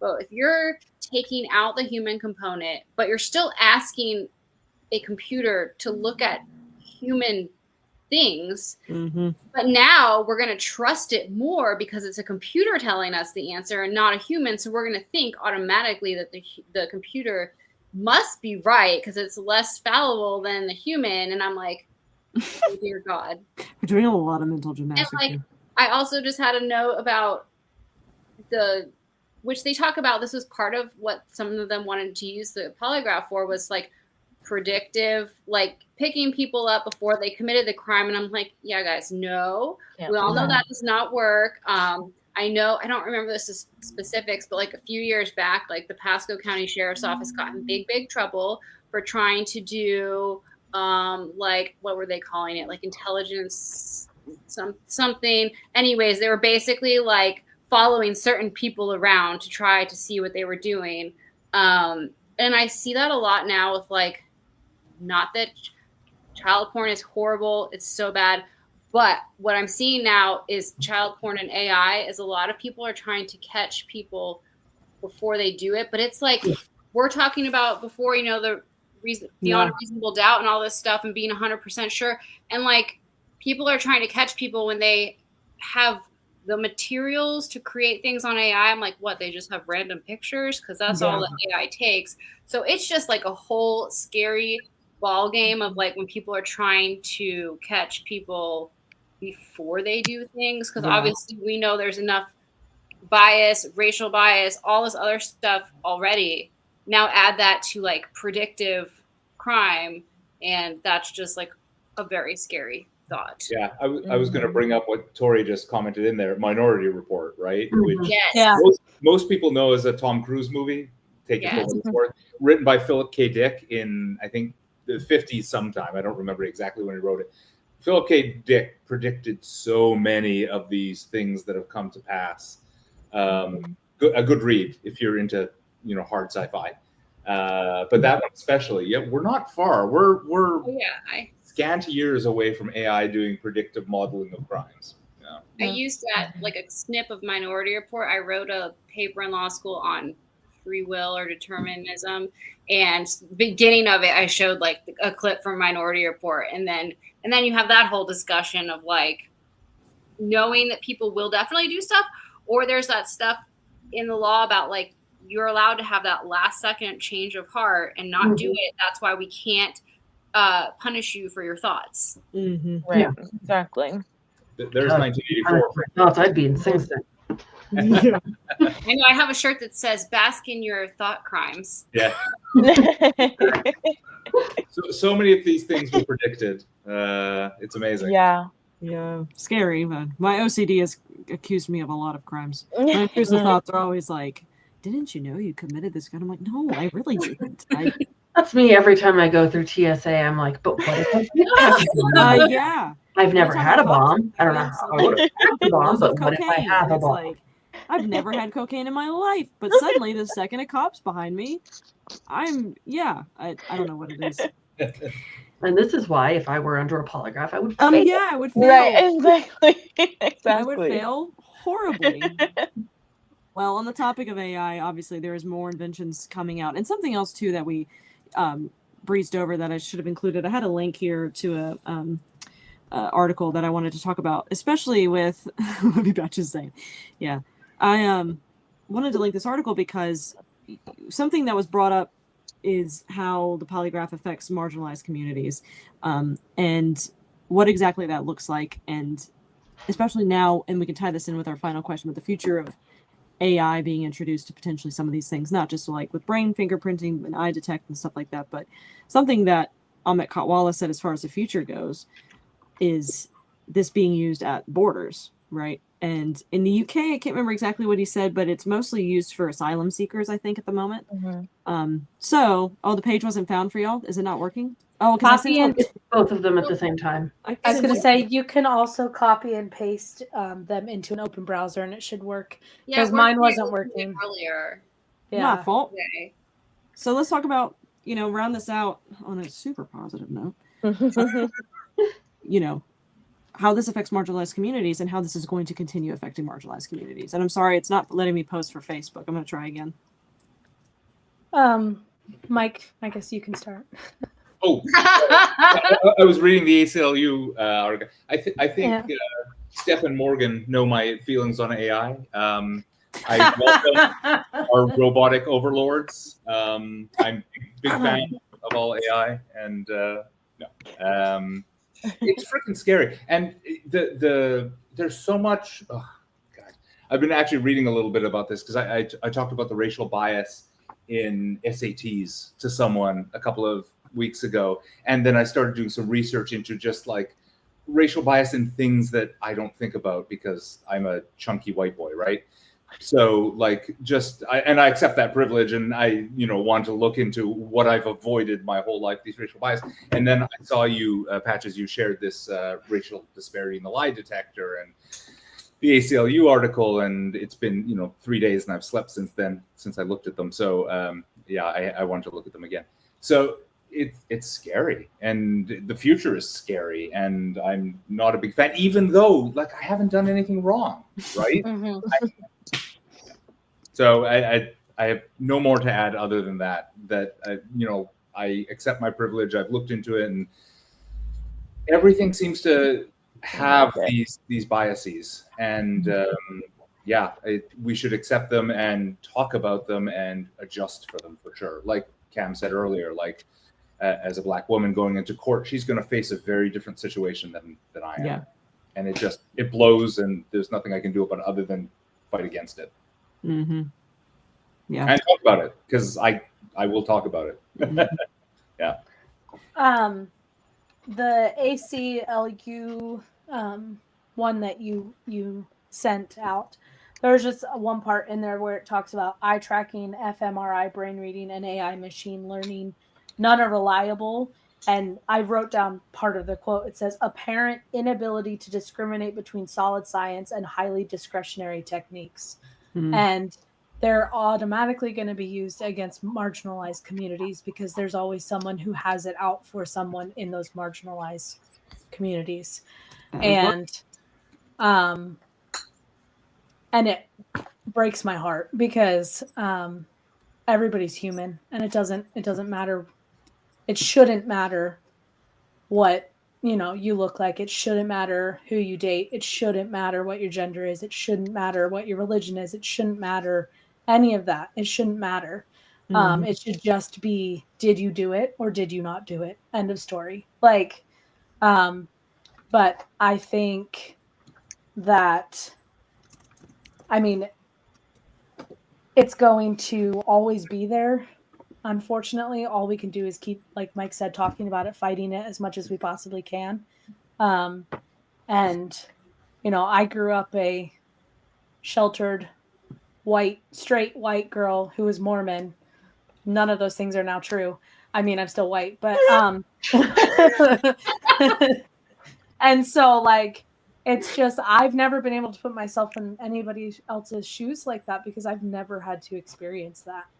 And so I just think it's so important to have conversations about it and be wary of the AI technology because, we've seen enough movies with machines that goes Mm-hmm. bad every time. So I don't know why we're trying to go with machines because haven't you ever seen The Terminator? Come on. Like, Precisely. we have scary enough things happening in this world between cults and politicians and all sorts of different things. We don't need help in the machine department. So, it's scary, and I think we need to be careful with it because it could be very dangerous. Especially since it's still not, like, the polygraph itself is developed. Yeah. Right. Yeah, I think for me, I echo everything Mike and Britt said. I definitely, I'm not a fan of AI.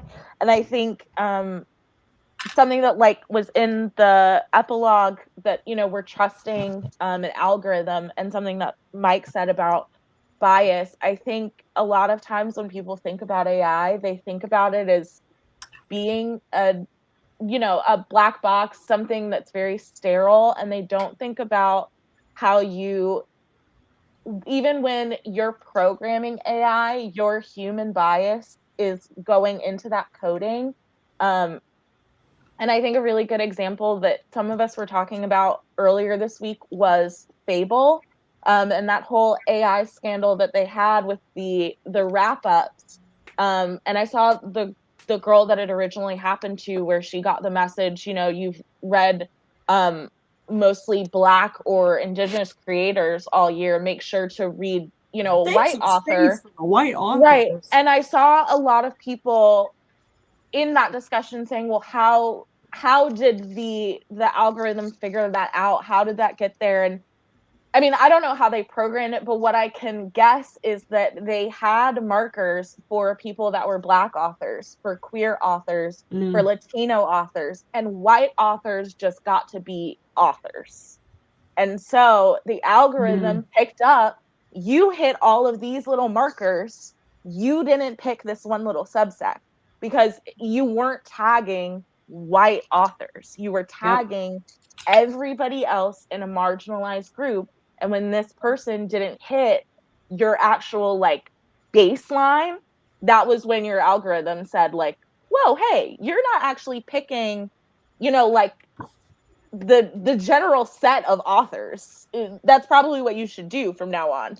And so I think that until we get to a place where everyone can be conscious and honest about their biases, we're going to keep creating tools that will just be used to hurt each other. And like Britt said, we have so many things going on right now, and humans are great at being awful to each other on their own.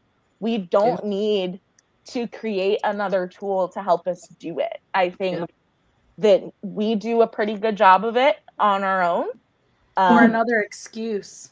Exactly. I think it's right. It's just something else to either to use against each other or to assuage the guilt that you have for doing that to somebody else. Thank you. That you might feel terrible about being racist, but it's a little bit easier when the computer justified it for you. When an algorithm added up all of the little factors together and did it for you, it can be easier than saying actually, you know what? I am racist. I actually do think that people are less than based on this, that, and the third. It can be a lot easier to just put that off on the polygraph said he did it. AI said they're a bad person. It can be easier. And I think that's part of why we as humans have the penchant to create tools like this and then use them to hurt each other. Yeah. Yeah. On that note, I'm just kidding. That's why we always do a palate cleanser after these, because I hate people to go home thinking about how awful the world is. I got comments. Yes, sorry please, to be Annie. a drama. There's still more of them. No. Please go ahead, because I love this conversation that we're having. Let's keep going. Not skipping, Christina. What you got? So I do have to preface this with I work in AI. So hopefully everybody still doesn't hate me. No, never. No, we love you. My robot overlords have been telling me no. No, it's very true. Everything you said. And AI, especially black box AI, if you don't have full control over the system that you're putting it in, then you don't know what the hell's going to happen. And it is 1,000% going to be influenced by whatever you put into it, by whoever is building it, by whoever is testing it. And that's why you need to, make sure that you're building out good teams, and you're still going to have flaws. But from working in it, I know that AI is in no way ready to be in charge of deciding whether or not somebody has committed a crime. And I would be very scary of using it for that. And we're using it, again, full disclosure, I work in a law firm. Fascinating. But it's we're using it to, do things like summarize a month's worth of billing, entries, and making it to where an attorney can talk to the documents that they've written over the past 5 years, so that when they're like, have I done something like this before?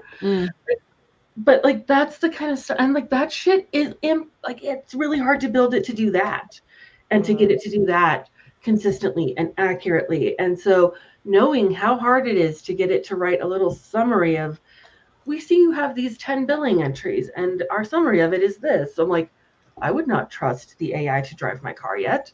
I do not trust the AI to tell me whether or not I committed a crime. I do know that if the AI told me I committed a crime, I would start thinking, did I? I didn't admit it. Yeah, right. Did I black out? Did I? Yeah. Where was I on Thursday? Did I black out? Did I forget? Right. Yeah. Where was I?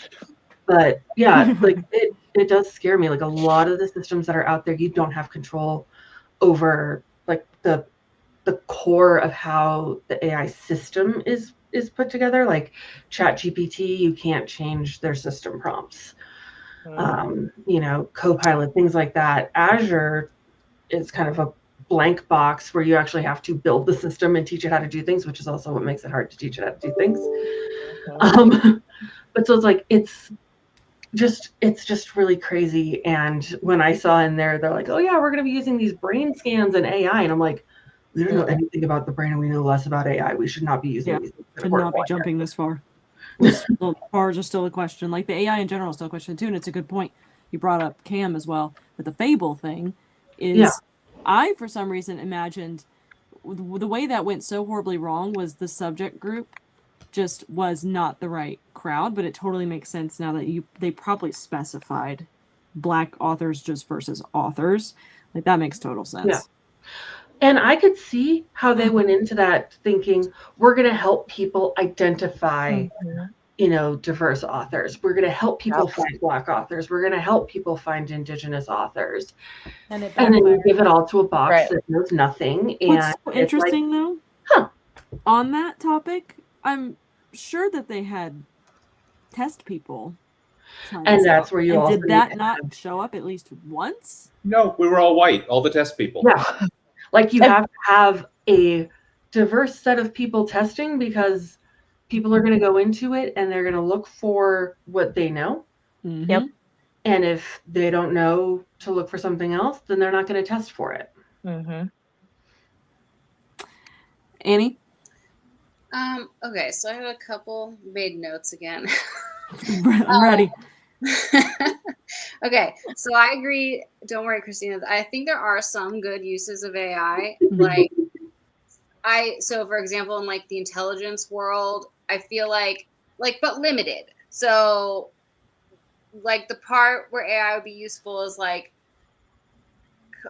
combing through, sifting it out, so that the analyst, but keeping the analyst to do the actual analysis, not having the AI do the analysis, but like, look for patterns. Look, like, I'm going to put in a date, or I'm going to put in the description, phone numbers, you're going to look through, the AI is going to look through hours and hours and hours of footage or whatever, but then it's going to be like, okay, now you've narrowed my scope, so now as the analyst I can be more effective, hopefully. And also, like, my younger sister's in college, and she was telling me she has AI like create her some practice tests so that she can do like extra practice tests. And I was like, well, that's a great idea. I love that website. It's amazing. So like, there are some good things, but on the other hand, like, there's no standards for AI. There's no like ethical boundaries. There's like discussions around laws. The world that we like need to have standards, that somebody needs to create standards, but nobody has it. And, probably certain people or countries don't want things because then it will limit them. And then I was going to say, on the bias part of it all, like, I totally agree with what everyone's saying. Like, of course, whoever's creating the AI, whoever's inputting data into the AI, bias at all levels. And I do think, like, obviously, like Mike said, like, educating people, like, that bias exists, like, that you can, and also the part about you can be biased and not like know it. Like, if somebody asks you, you'd be like, oh no. but like unconsciously you have bias like built in. Yeah. So I feel like it's so hard to say like everyone just admit to your bias. There are some that are like, you know, out front that you can be like, yes, but it takes you have to be self-aware, and you have to know, like, you know, how many people are going to sit down and be like, okay, I'm not biased, but let me look at how it was raised. There's probably things built into me that I don't realize that I'm showing a bias for, because that's just what I'm used to, what I'm familiar with. Yeah. Now look at my mom, were they biased? You know, like that whole trail. And then I just had like the note that where I come down to always in the end with all of these like debates with juries, with machines, with all things, is just that like everything's gonna always be flawed because it's based on humans, and like so we'll just always be, it's always frustrating because you're like, what would be better, this or this, or if we did this or this, and I'm like, but it will, that's the problem, is there's never going to be an answer, like, because it's humans who are doing it and creating it and running things. So that was just some of the. Yeah. Has anyone here spent time on the Harvard implicit bias test site? No, I don't know what it is. It's really cool. So Harvard what? it's the implicit bias test. So it's something, the implicit association test. And so they've been building this out for years. Like I started doing stuff with it when I was in college, which was just years ago. And they just, yes, Mike, I know college wasn't invented when you were in it. Oh my God, I didn't realize this would turn into this. But they've built out more and more and more. But the idea is it's just a simple computer test.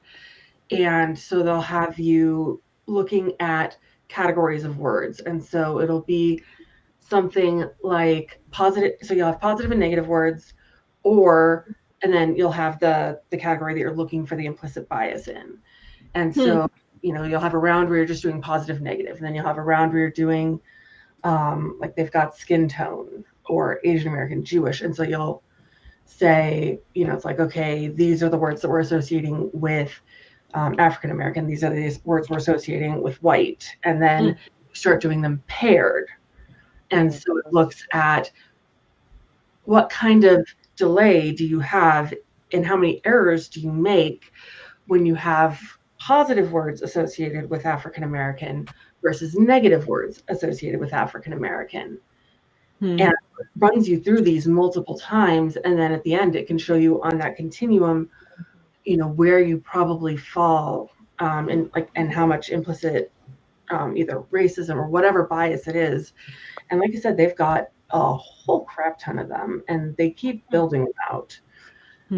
So that's just a really interesting tool to use to kind of investigate yourself.